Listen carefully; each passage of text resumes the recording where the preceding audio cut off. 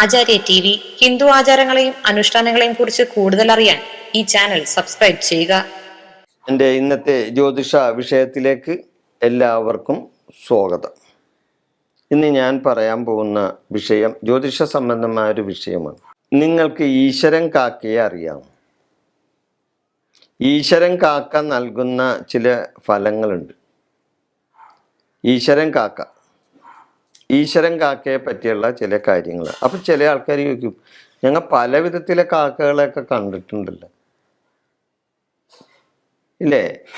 ബലിക്കാക്ക അല്ലെങ്കിൽ മറ്റ് വേറെ ചില കാക്ക, അങ്ങനെ പല കാക്കയൊക്കെ കണ്ടിരുന്നു. ഈ ഈശ്വരൻ കാക്ക എന്താണെന്നാണ് ഇദ്ദേഹം പറയുന്നത്, ചോദിക്കും ഇല്ലേ? എന്നാൽ ഈശ്വരൻ കാക്ക എന്ന് വിളിക്കുന്നൊരു കാക്കയുണ്ട്. അതാരാണ്? അതിനെയാണ് സാക്ഷാൽ ഉപ്പൻ എന്ന് പറയും. ഉപ്പനെ ഈശ്വരൻ കാക്കയെന്ന് വിളിക്കും ഇല്ലേ? അങ്ങനെ വിളിക്കും. ഈശ്വരക്കാക്ക എന്നാണ്, ഈശ്വരൻ കാക്ക എന്നാണ് ഉപ്പനെ വിളിക്കുന്നത്. ചില സ്ഥലത്ത് ഉപ്പൻ എന്ന് വിളിക്കും, ഈ ഈശ്വരൻ കാക്കയെ ചില സ്ഥലത്ത് ഉപ്പൻ എന്ന് വിളിക്കും. ചില സ്ഥലത്ത് ചെമ്പോത്ത് എന്ന് വിളിക്കും, ചെമ്പോത്ത്. ചില സ്ഥലത്ത് ചകോരം എന്ന് വിളിക്കും, ചില സ്ഥലത്ത് ചകോരം എന്നും പറയും ഈ ഈശ്വരൻ കാക്കയെ. ഇംഗ്ലീഷിൽ ഇതിനെ പറയുന്നത് ലക്കി ബേഡ് എന്നാണ്. ലക്കി ബേഡ് എന്നാണ് ഇതിനെ പറയുന്നത്. ആ പേരിൽ തന്നെ ഒരു ലക്കിയുണ്ട് ഇല്ലേ? ഒരു ഈശ്വരാധീനമുണ്ട്. ലക്കി എന്നുള്ള കാര്യത്തിൽ തന്നെ ഒരു ഈശ്വരാധീനം വരുന്നുണ്ട്. അതുകൊണ്ടാണ് ഈ കാക്കയെ അല്ലെങ്കിൽ ഈ പക്ഷിയെ ഈശ്വരൻ കാക്ക എന്ന് പറയുന്നത്. തികച്ചും നിരുപദ്രവിയായ ഒരു പക്ഷിയാണ്. ആർക്കൊരു ദോഷവും ചെയ്യില്ല ഇല്ലേ? തികച്ചും നിരുപദ്രവിയായ ഒരു പക്ഷിയാണ്. ആരെയും ആക്രമിക്കില്ല, ആരെയും ബുദ്ധിമുട്ടിക്കില്ല, ആരോടും ഒരു പ്രശ്നത്തിൽ നിൽക്കില്ല. മറ്റ് കാക്കകളെ പോലെ നമ്മളെ ഉപദ്രവിക്കില്ല. ഈ തികച്ചും നിരുപദ്രവിയായ ഒരു പക്ഷിയാണ് ഈശ്വരൻ കാക്ക, അതായത് ഉപ്പൻ.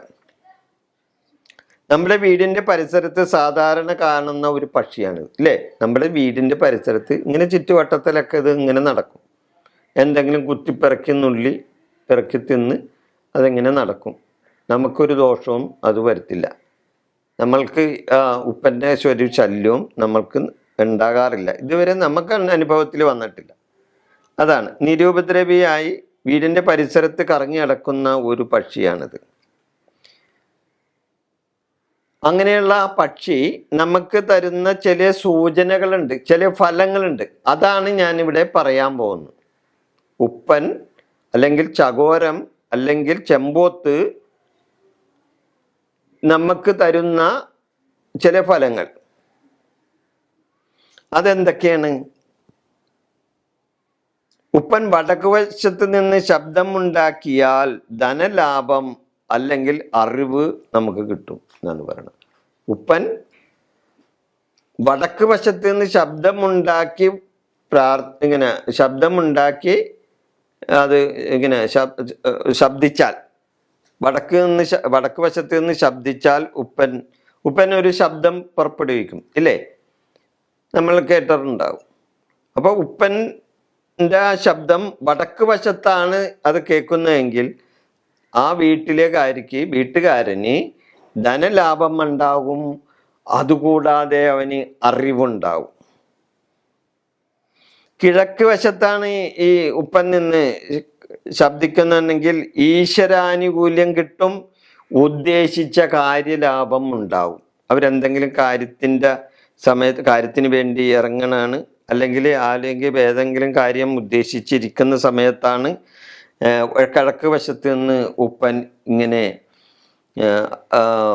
ചെമ്പോത്ത് ഇങ്ങനെ നിന്ന് ശബ്ദം ഉണ്ടാക്കിയാൽ തീർച്ചയായിട്ടും അവർക്ക് അവരെ ഉദ്ദേശിച്ച കാര്യത്തിന് ഈശ്വരാധീനം കിട്ടും. അതേപോലെ തന്നെ ഉദ്ദേശ കാര്യത്തിന് കാര്യലാഭവും ഉണ്ടാവും. ഇത് കൂടാതെ വടക്ക് കഴിഞ്ഞ് കിഴക്കും കഴിഞ്ഞ് ഇനി തെക്ക് വശത്ത് നിന്ന് ഉപ്പൻ ശബ്ദിച്ചാൽ അത് ഗുണമല്ല, ശുഭമല്ല. മരണഭയം ഉണ്ടാക്കും. നമ്മൾക്ക് മരണവാർത്ത കേൾക്കാൻ ഇടവരും. ഉപ്പൻ തെക്കുവശത്ത് നിന്ന് ശബ്ദിച്ചാൽ.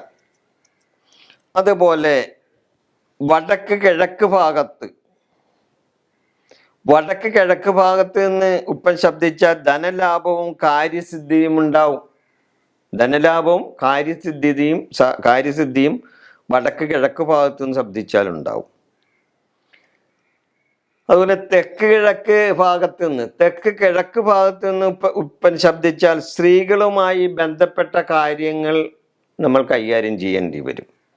അത് ചിലപ്പോൾ ഗുണമുണ്ടാകും, ദോഷമുണ്ടാകാം. എന്നാൽ സ്ത്രീകളുമായി ബന്ധപ്പെട്ട കാര്യങ്ങൾക്ക് നമ്മൾ ബന്ധപ്പെടേണ്ടി വരും. സ്ത്രീകൾ തെക്ക് കിഴക്ക് ഭാഗത്ത് നിന്ന് ഉപ്പൻ്റെ ശബ്ദം കേട്ടാൽ.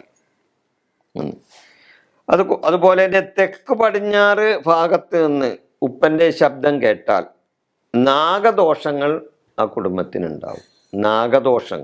നാഗത്തിൻ്റെ ഏതെങ്കിലും വിധത്തിലുള്ള ദോഷങ്ങൾ ആ കുടുംബത്തിൽ ഉണ്ടാകാൻ സാധ്യതയുണ്ട്.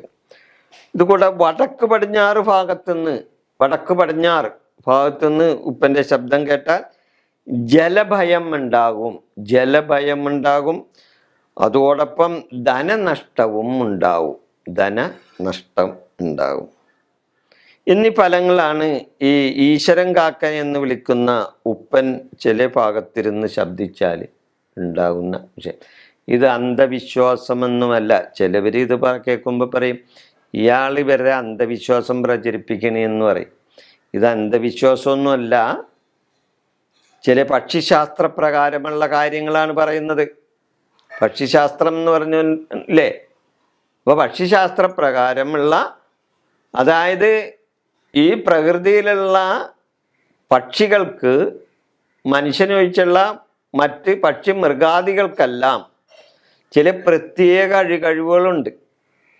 നമ്മൾക്ക് വരാൻ പോകുന്ന ചില കാര്യങ്ങൾ, അല്ലെങ്കിൽ പ്രകൃതിയിൽ വരാൻ പോകുന്ന ചില മാറ്റങ്ങൾ അവർക്ക് മുൻകൂട്ടി കണ്ടറിഞ്ഞ് നമുക്ക് മനുഷ്യന് സൂചനകൾ തരാൻ അവർക്ക് സാധിക്കും, പ്രകൃതിയിൽ വരുന്ന മാറ്റങ്ങൾ. അപ്പോൾ അതേപോലെ ചില കാര്യങ്ങൾക്ക് ഇവർക്ക് പ്രത്യേക കഴിവുണ്ട് ഈ മൃഗാദികൾക്ക്. അപ്പോൾ അതിലെ ആ പക്ഷികളിൽ പെട്ടതാണ് ഒന്ന് ഈ ഉപ്പൻ എന്ന് പറയും, ഒന്ന് ചകോരം എന്ന് പറയും, ചെമ്പോത്തെന്ന് പറയും, ഇല്ലേ?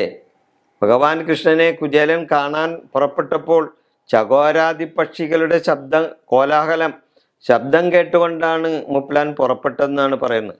ചകോരാദി പക്ഷികളുടെ ശബ്ദം കേട്ടുകൊണ്ടാണ് മൂപ്പലാൻ വീട്ടിൽ നിന്ന് ഇറങ്ങിയത്. അപ്പോൾ അത് ഒരു ഗുണമുണ്ടായി, ഇല്ലേ? അപ്പോൾ അത് പണ്ട് കാലം പോലെ ഉണ്ടത്, ഇല്ലേ?